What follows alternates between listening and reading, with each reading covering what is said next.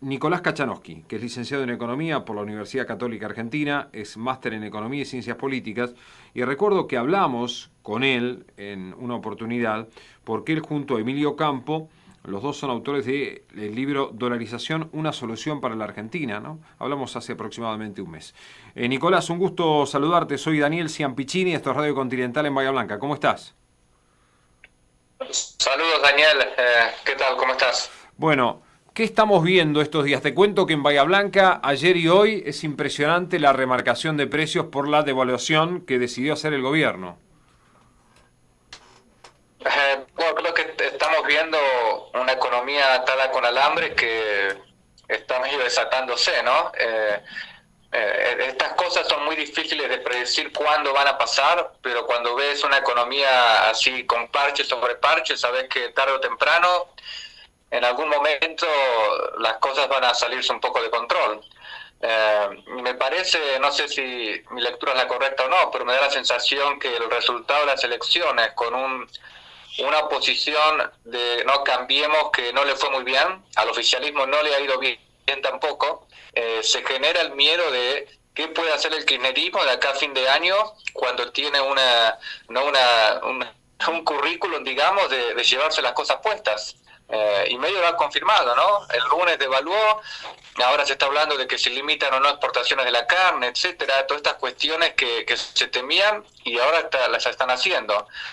Entonces creo que el mercado con el resultado de las elecciones ha dicho, evidentemente el kirchnerismo va a hacer este tipo de cosas y se va a tratar de adelantar. Esa es un poco mi interpretación de lo que vemos y por supuesto estas cosas las paga el inocente ciudadano a pie que no es parte de este problema.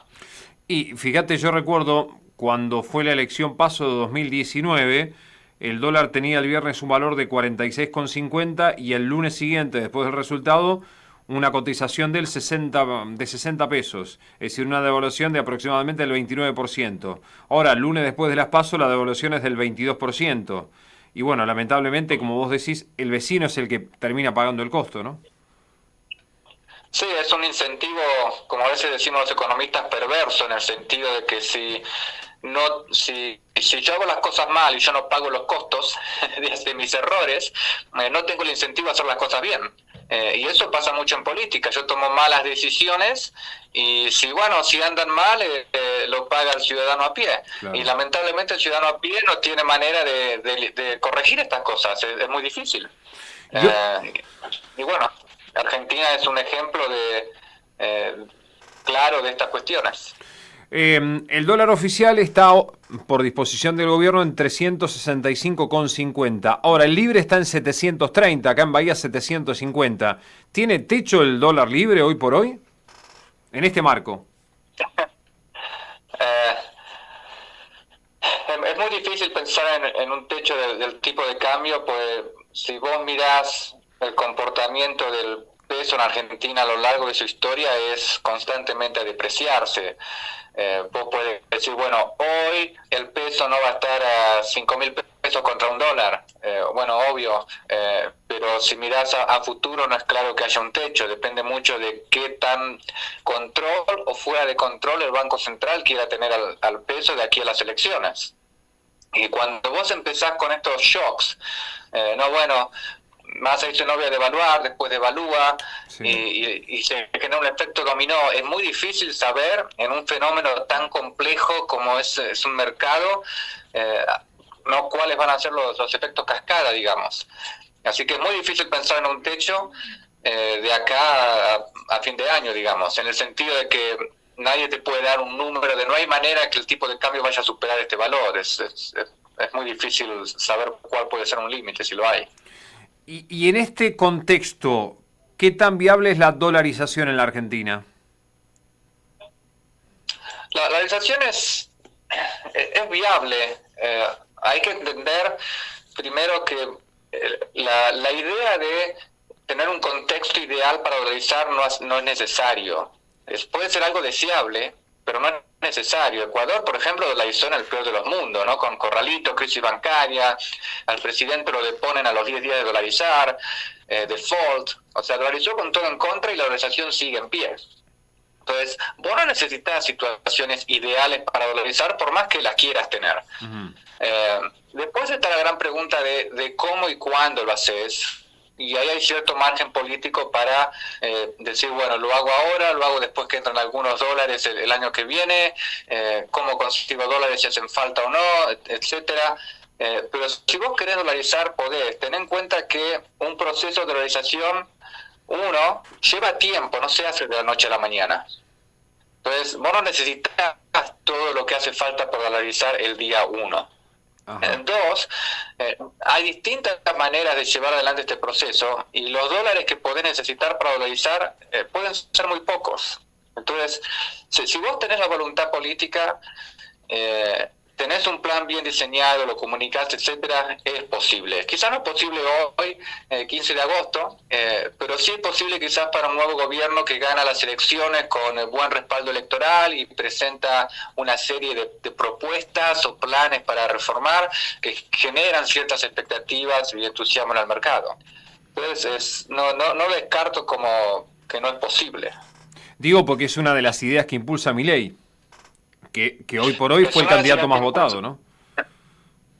¿no? Es una idea que impulsa Milei, quizás es una de las ideas que, y esto no lo sé, es pura intuición, le atrae más votos. Hoy para la gente una de las preocupaciones principales es una inflación alta, arriba del 100%, fuera de control, y una dolarización que no es perfecta, no es magia, es cirugía mayor, es una medida que te baja la inflación rápido y de manera creíble.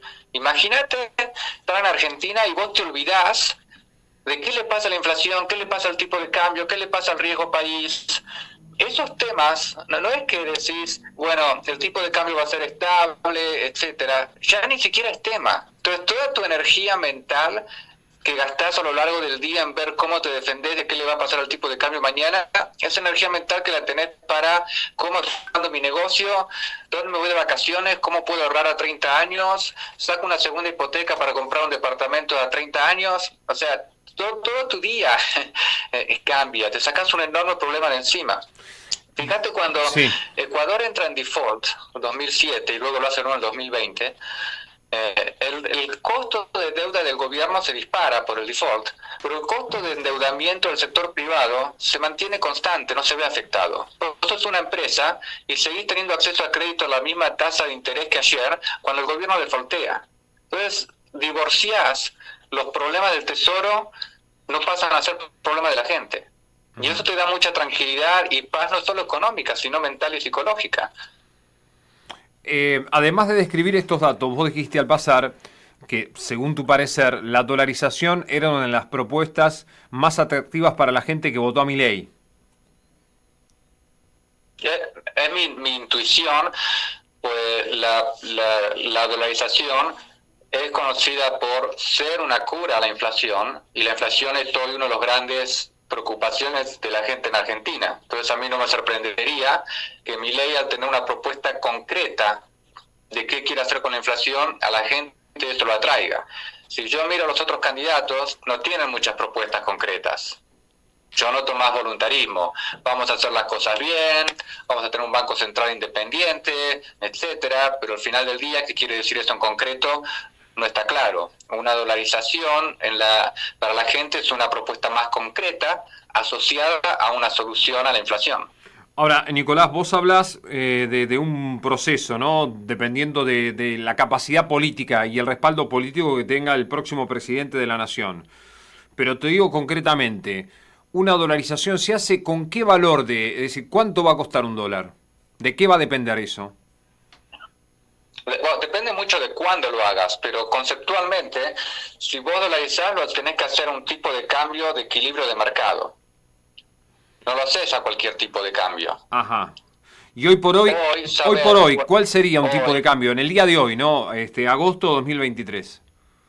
Bueno, hoy es muy difícil saber, porque tenés el mercado de cambios totalmente intervenido. ¿Cuántos tipos de cambio hay en Argentina hoy? No, muchísimos. Muchísimos. Entonces es muy difícil saber hoy cuál es el tipo de cambio de equilibrio. Idealmente tendrías que sacar los cepos dejar que el mercado te informe cuál es el tipo de cambio de equilibrio y eso te va a orientar por dónde podrías dolarizar. Quizás lo más cercano hoy a un tipo de cambio de equilibrio sea el contado con liquidación, pero es difícil saber la ciencia cierta porque es un mercado muy intervenido y fragmentado. Claro. Entonces, no es que, o sea, para dolarizar, si bien no necesitas, como decía antes, una situación ideal, sí necesitas ciertos prerequisitos mínimos. Uno de ellos es tener una idea de cuál es tu tipo de cambio de equilibrio. Entonces yo me imagino, si un próximo gobierno quiere dolarizar, antes de dolarizar debería sacar el cepo y fijarse el mercado donde lo ubica el tipo de cambio. Digo porque aquellos que critican la Tener idea dicen... alguna estimación de cuál sería ese equilibrio. Sí. Vos hablas de un contado con liqui. Hoy el contado con liquidación está en 705 pesos. Pero hoy algunos dicen, bueno, pero si vos dolarizás sin reservas, el dólar se va a 2.000, 3.000 pesos. ¿Has escuchado esos comentarios también? Lo he escuchado varias veces, pareció una competencia por ver quién nos daba el tipo de cambio de conversión más alto y esos números de nuevo están mal calculados, así no se dolariza, así no se calcula el tipo de cambio de dolarización. El primer error es pensar que vos dolarizás con las reservas que tenés hoy y dolarizás hoy. El proceso de dolarización lleva muchos meses, vos no necesitas todos los dólares hoy. Uno. Dos, hay distintas maneras, como decía, ¿no?, de ejecutar una dolarización, y un componente clave es qué hacer con el circulante. Con el dinero físico que está en la calle, en el comercio, en mi billetera, etcétera. Sí. Una opción, que es la ecuatoriana, es decir, tenés un cierto plazo, por ejemplo 9 meses, para rescatar todos los dólares. Cumplido el plazo, los pesos ya no tienen validez. Otra opción es la que hizo El Salvador, donde el circulante, el dinero físico, tiene validez ad infinitum. Entonces, si vos sos el Banco Central, no tenés que salir a comprar el circulante si no tenés dólares. Esa moneda local en circulante se transforma en dólar cuando entra al sistema bancario, que ya está dolarizado. Ajá. Entonces, el cálculo ese de reservas sobre base monetaria sobre reservas, etcétera, conceptualmente está sesgado. Entonces esos números de 2.000, 6.000, etcétera, es perder el tiempo, porque nadie dice que dolarizar ese valor y no hace falta dolarizar ese valor. La última, en el mientras tanto vamos a tener un marco creciente de inflación, porque este dato que dábamos recién de julio de 6,3% ya quedó en el pasado, ya quedó en el olvido con el movimiento de precios que lamentablemente se registró tanto ayer como hoy. Y de acá, me parece, el cambio de gobierno va a ser lamentablemente, ¿no?, un contexto difícil. El salto del tipo de cambio que vemos hoy, obviamente te va a pegar en la inflación. Massa prometió no moverlo, creo que hasta las elecciones, si no recuerdo mal. Sí. Y hay que ver si lo puede mantener, ¿no? Pues ya dijo que no iba a devaluar y hoy mismo ayer ya devaluó. O sea que hay que ver si puede o quiere cumplir su palabra. El gobierno yo lo veo débil, lo veo desconectado de la realidad. Si pienso en el gobierno, la única figura que me viene a la cabeza es Massa. Fernández está ausente, Cristina Kirchner está ausente, el resto de los ministerios están ausentes. Es un gobierno que está terminando medio etéreo y eso te genera incertidumbre. El Banco Central claramente no tiene mucha preocupación por controlar la inflación, así que esto está a merced de qué quiere hacer el candidato Massa. Sí, es así.